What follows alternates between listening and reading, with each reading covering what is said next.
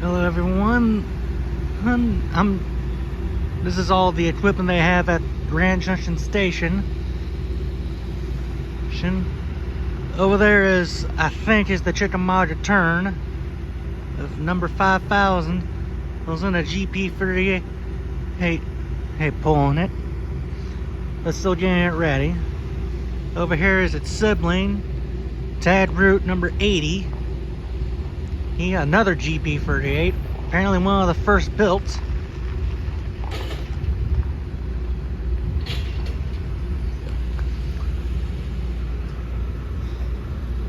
And over here behind this,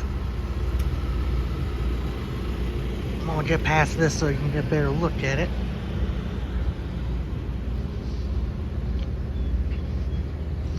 Is a Grand Trunk Western dining car.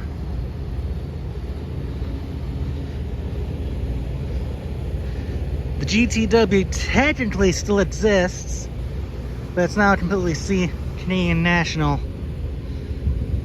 But some of the, if you happen to see a Canadian National piece of equipment, and on it, it also is GTW, that's Grand Trunk Western.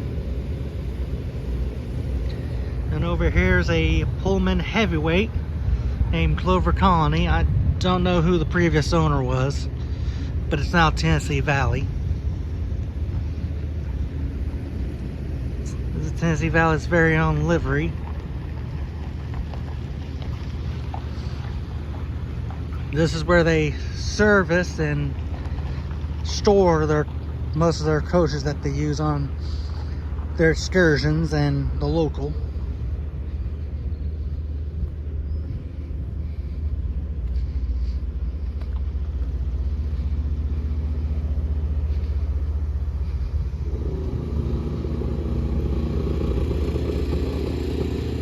As far as I know, it's off limits to guests. That's why that chain fence is there.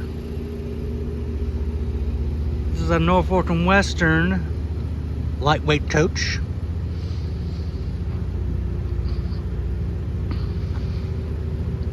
Now part of TVRM. And over here are the ones that are on stat display. A Wabash Streamline Cupola caboose. The cupola is the top part. This one has roll friction bearings. And the reason why some cabooses are like that, others are like this bay window, because the freight cars were getting bigger and taller.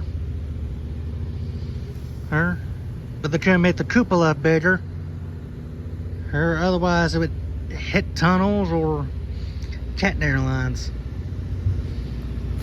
both of which would have been fatal for the crew inside. So they went for the bay window, and that's the bay window. This one has roller bearings. Big difference in the way to tell from roller bearings to friction bearings is that roller bearings, they're like this. They have this thing. Pretty sure this is a cap for keeping the dirt out, the bearings.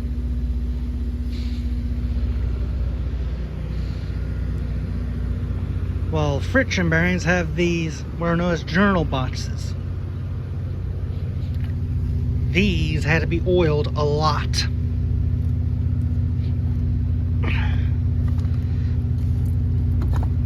Here's one, and here's the inside of one.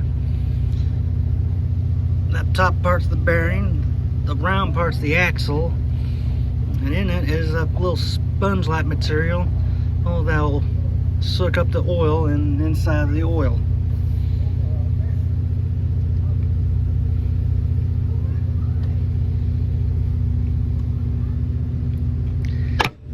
If you didn't oil these, it would dry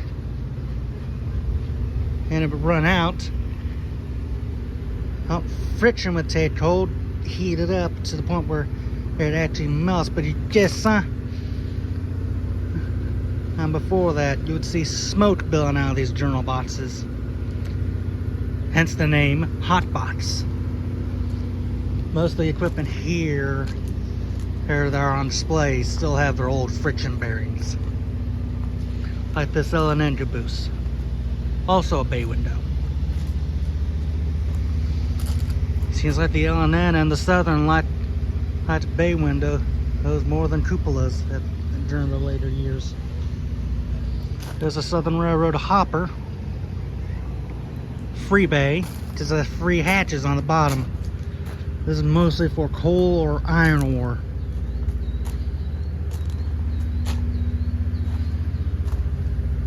Or stuff that would be dumped in between the rails once they get to their destination. Some of them actually carried ballast.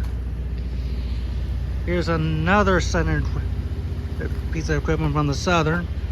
It's a gondola, a really short one.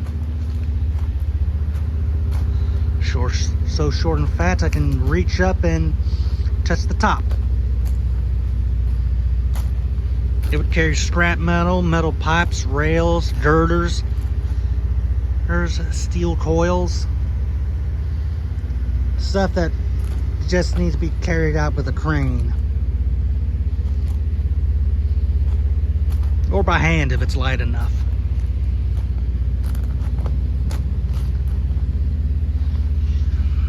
This one is an old tanker car. The new ones, they don't have this walkway here on the side. And they're bigger. But this one, it must have been retired quite recently, at least from the 60s or 70s. Because it has a more modern coupler. Here's the old one.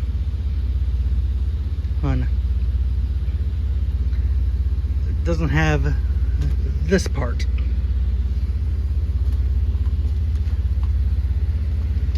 Interesting.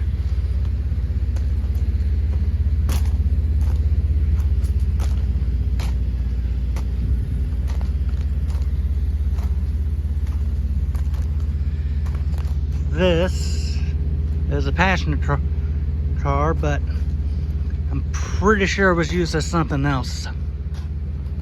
It doesn't have as much windows. And it also has friction bearings. Evident by the journal box hatches.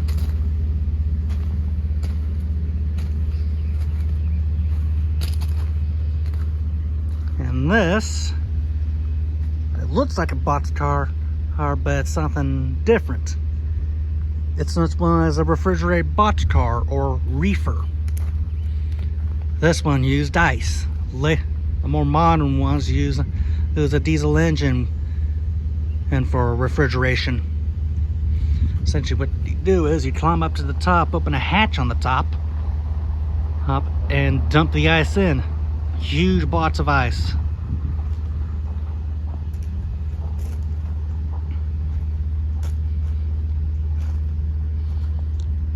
Pretty sure some of the small ones would be the size of a decent sized television.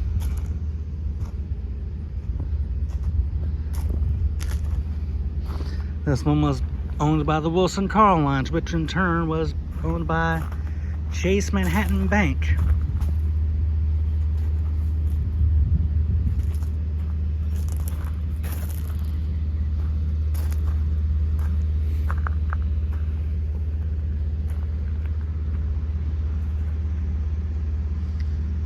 This one would be a standard 40-foot reefer.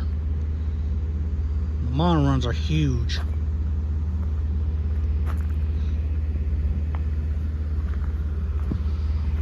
An L&N heavyweight dining car, and right next to it is a Nashville, Chattanooga, and St. Louis Railroad stream observation car. It used to be a Pullman heavyweight, but NC and STL rebuilt it. And as you can see, it's still awaiting restoration. It still looks like it's just came out of the scrapyard.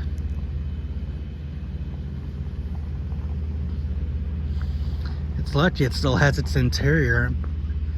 I guess when it was retired, instead of just scrapping it, they just stored it somewhere. Mothballed. But unfortunately, the vandals got to it too. Most scrapyards, when they get a coach, they just set the interior on fire. They want the scrap metal, not the interior.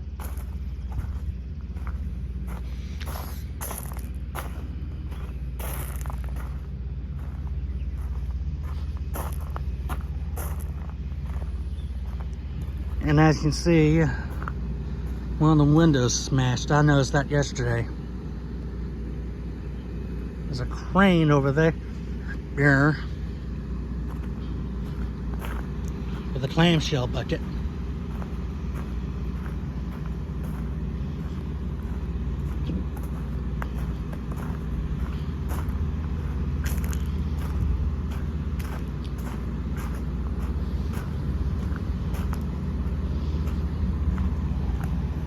And over here is a Fairbanks Morse diesel electric. Interesting about it, it doesn't use a conventional engine, it uses a opposed piston.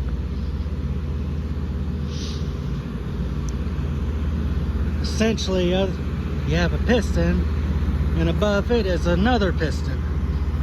Essentially, they're firing in sync. Fortunately, the railroads at the time thought it was too powerful, which is laughable compared to the diesels today. Okay. And apparently they were just too expensive to maintain. This one, they got the cab seat he's inside the display exhibit. Interesting enough, maybe it was from another locomotive, but the seat itself says Southern Pacific on it. So maybe TVA bought this engine used.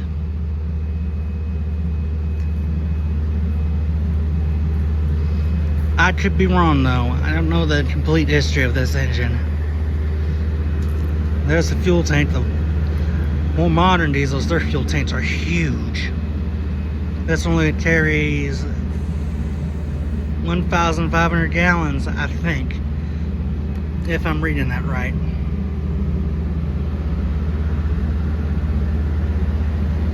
Most modern diesels have roller bearings like this one. Now, this is a co wheel arrangement. 3-axle trucks.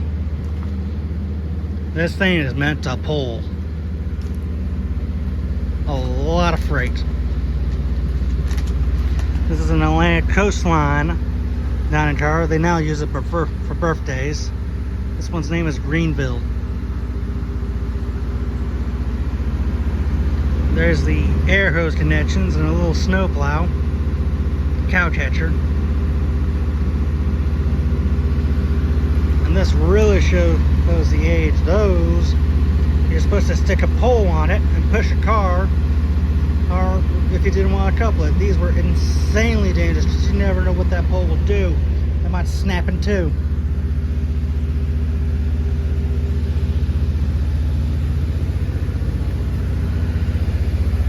And of course, someone would have to be on the car you're pushing because the air brakes aren't connected.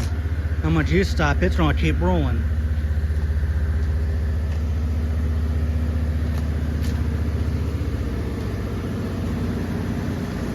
This dining car, it's really unusual because maybe they use it for a source of spare parts, but the air brake cylinders are missing.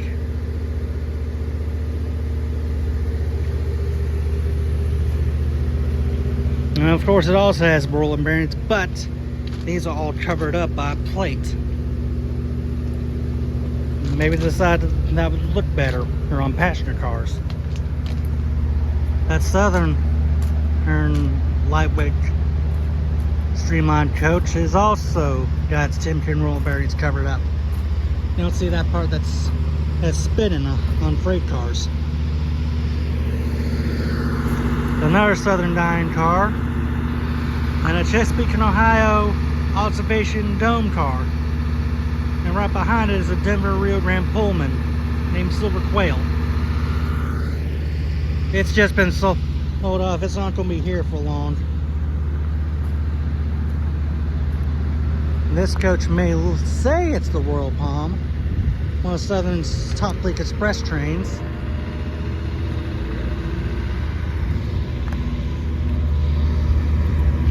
But it was actually from the Chicago, Burlington, and Quincy Railroad. The CB&Q, now BNSF. It's also a dining car, a really nice one too. There's some other equipment out over there, but that's gonna be it for now.